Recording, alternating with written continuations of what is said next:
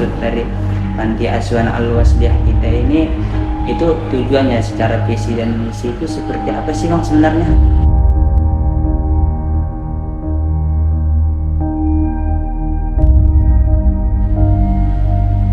Jadi kalau untuk berbicara tentang panti asuhan, kembali lagi kita ditarik mundur ke belakang, berbicara tentang historis dan sejarah berdirinya panti asuhan. Jadi kalau boleh diterangkan sedikit soal panti asuhan, panti asuhan kita ini berdiri pada tahun 1946.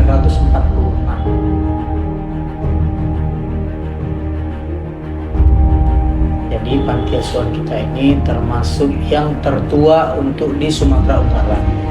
Jadi panti asuhan kita ini juga sekaligus untuk di wilayah Deli Serdang sudah termasuk menjadi salah satu cagar budaya ataupun peninggalan sejarah untuk masyarakat Deli Serdang.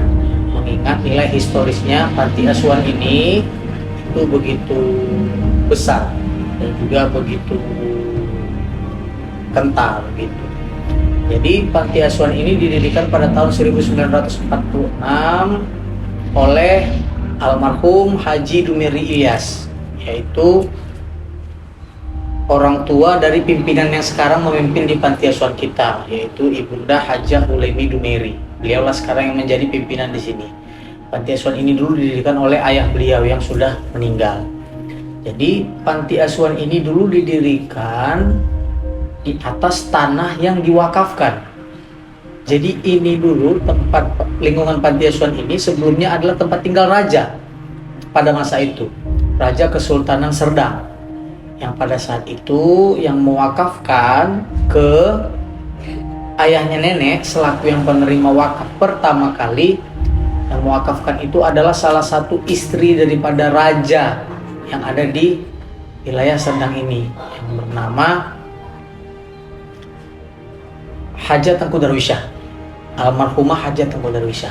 Beliaulah istri daripada raja tersebut yang mewakafkan lingkungan panti asuhan ini ke bapaknya nenek yang sekarang jadi pimpinan.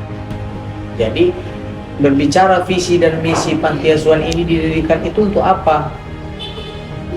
Visinya yaitu karena di masa itu di tahun 46 itu masih banyak anak-anak yang terlantar. Masih banyak anak-anak yang memang tidak mempunyai tempat tinggal pasca terjadinya perang di mana?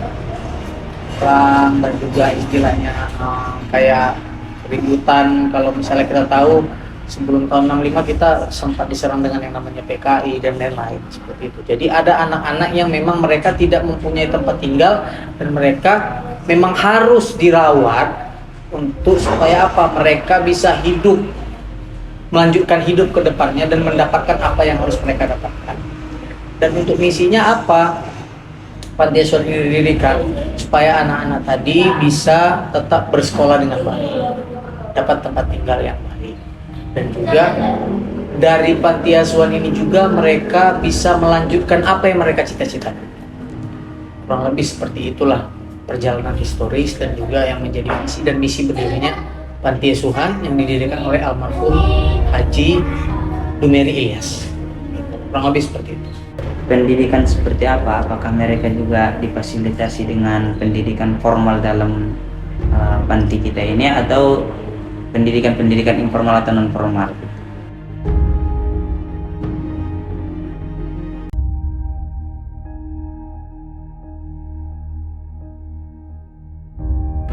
Baik.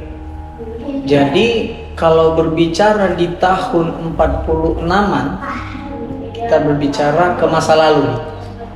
Kalau untuk spesifiknya Abang juga kurang tahu pasti. Yang istilahnya yang lebih dulu tinggal di panti asuhan ini pada masa itu ada nggak sekolah-sekolah formal di luar kayak kita sekarang lah gitu untuk menuntut ilmu. Itu Abang kurang tahu.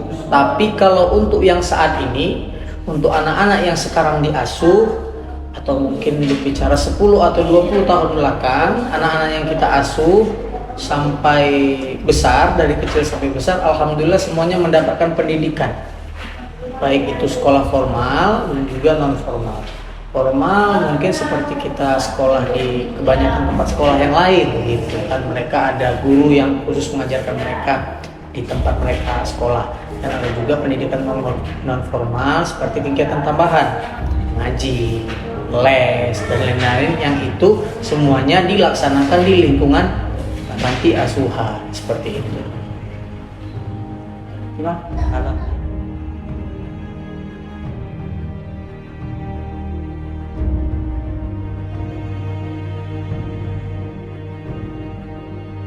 Baik, jadi kalau untuk anak-anak yang tinggal di sini itu biasanya untuk maksimal atau minimal umur yang kita terima anak-anak yang untuk diasuh sini, biasanya kita itu mempunyai batas ambang usia.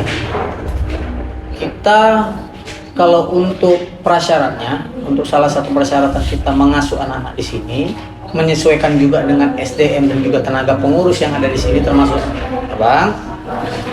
Anak-anak yang kita terima itu mulai umur 5 tahun ke atas, 5, 6, 7 dan seterusnya, sampai dia bisa menamatkan pendidikan sekolah wajib mereka 12 tahun sekolah. Tapi kami juga bisa membuat pengecualian mengenai penerimaan anak-anak seperti yang ada disampaikan tadi. Apakah mungkin ada bayi, apakah yang mungkin masih terlalu kecil diterima di sini. Kami juga sewaktu-waktu bisa membuat pengecualian untuk menerima anak-anak kami yang akan kami terima di panti asuhan, melihat dulu kondisi si anak tadi yang mau dimasukkan atau diantarkan ke panti asuhan kami ini karena apa. Itu makanya setiap anak-anak yang masuk ke sini itu pasti melalui tahap yang namanya asesmen. Asesmen itu apa? Itulah mencari tahu perihal sebab kenapa mereka masuk ke panti asuhan, apa latar belakang mereka sebelumnya, bagaimana keluarganya, di mana orang tuanya, atau mungkin sebelumnya dia mempunyai permasalahan pribadi dan segala macam di lingkungan tempat dia tinggal sebelumnya. Jadi semuanya itu melewati tahap asesmen yang cukup ketat sebelum kita bisa mengasuh mereka di sini. Supaya apa? Tahap asesmen itu ada supaya kita tahu dan juga mereka bisa mendapatkan pola asuh seperti apa yang harus mereka dapatkan di panti asuhan untuk mereka tumbuh kembangnya ke depan. Lebih seperti itu.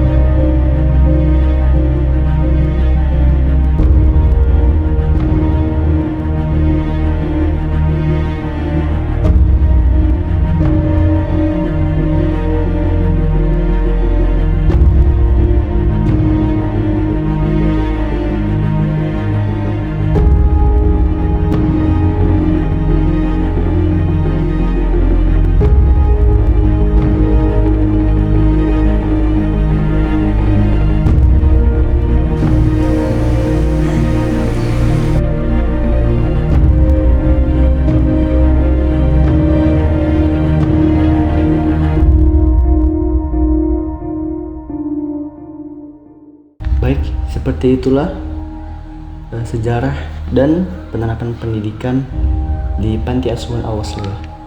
Dan saya berterima kasih kepada teman-teman sekalian yang berpartisipasi untuk membuat video ini, dan saya berterima kasih juga kepada Bang Awi yang telah memberi kami sejarah atau penerapan pendidikan di Panti Asuhan Al-Wasliyah. Dan tidak lupa kami berterima kasih kepada Bu Nurika Kholila, karena kalau bukan karena tugas ini kami tidak tahu bagaimana kisah-kisah anak panti asuhan dan sejarah mereka dan penerapan pendidikan di panti asuhan Al-Wasliyah.